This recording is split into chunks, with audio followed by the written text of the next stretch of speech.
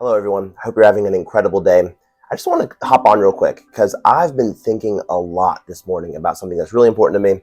And my son, I don't know if you can see him, he's taking a extremely rare before work nap. So it's Monday. I'm getting ready to go to work. I'm a full-time piano teacher. I think I teach 12 lessons today to 12 different people. And I've just really been reflecting on myself, what's important in regards to how we learn and how we approach like getting better and improving at something. And kind of the things that have led me to this is I have 6 or 7 adult students this year, and just through teaching them, and I have a lot of like young adult students who are approaching a higher level where it can become a little more frustrating when you're learning.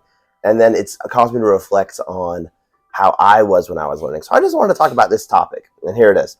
You don't have to be good at something to enjoy it or to provide value in that thing, or for it to be something important for you to pursue. I think there's something in our culture where if you aren't good at something, you are no longer worthy of doing that. There's like shame and embarrassment associated with that. And I felt that way for a long time, and I think it really held me back.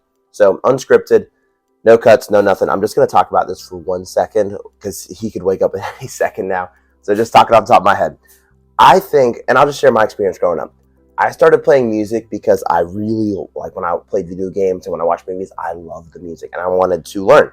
And I had a lot of natural ability to the point where I did not have to practice much to get to a high level. And then that led to, like, at school, I had opportunities.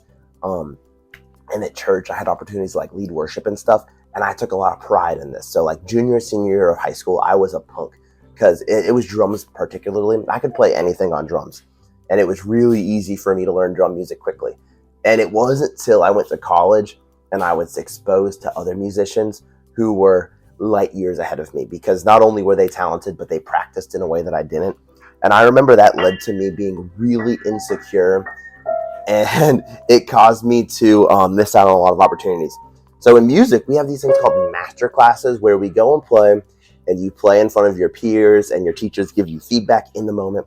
And I actually opted to skip a lot of those because I was playing piano. I was pretty new to piano at the time. I was inexperienced. And I was like, I don't want to play piano in front of all these really good players. Like, they're going to think I'm bad. And that really meant a lot to me back then. And in hindsight, that's actually like the worst thing I could have done. Because, and I'll talk more about this in the future as an advanced pianist, like my perspective now.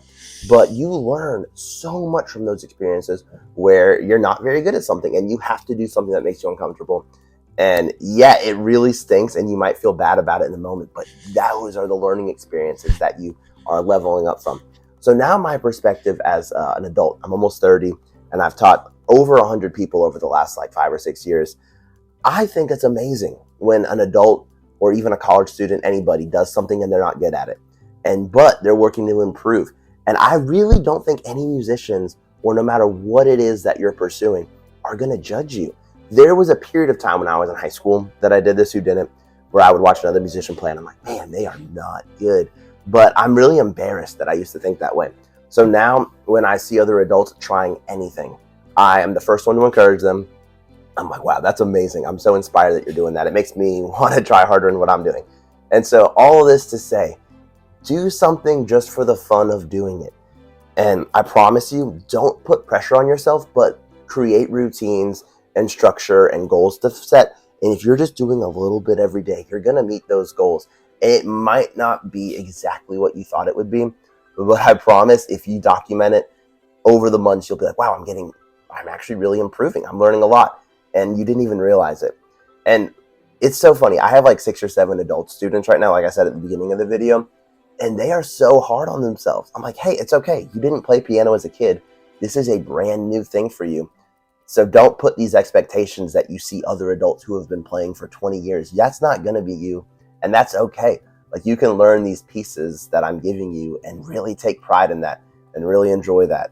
So yeah, no matter what it is that you do, I promise you have something worthwhile to contribute and you have something that's important. If you have any questions about like setting goals, learning music, let me know. But yeah, that's all I have this morning. It's been going through my mind all morning, and I was blessed with Jack taking a nap to be able to just hop on for a second and share about it. Mondays especially, I really take a lot of time to look at what I'm doing throughout the week and think about my students. And I'm just like, man, how can I be the best teacher I can this week? And yeah, that's all I have for you guys. If you have any thoughts on this, what are you trying to learn?